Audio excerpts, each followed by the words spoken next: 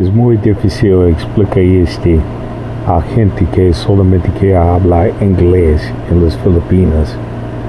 Y ellos piensan que las Filipinas prometen de todo, pero no. Ellos no prometen actividades.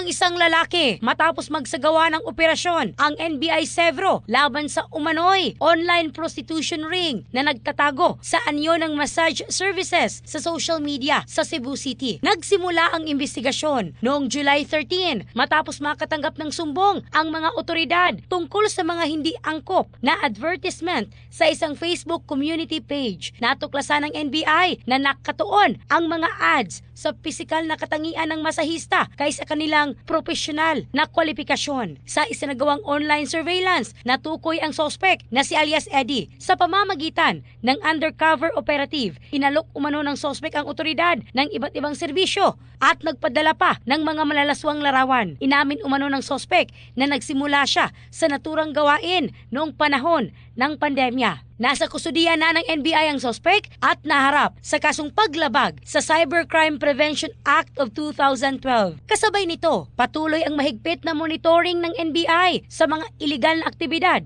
sa social media. In the heart of changing lives, ako si Michelle Craste ng Brigada News Philippines, the Music and News Authority.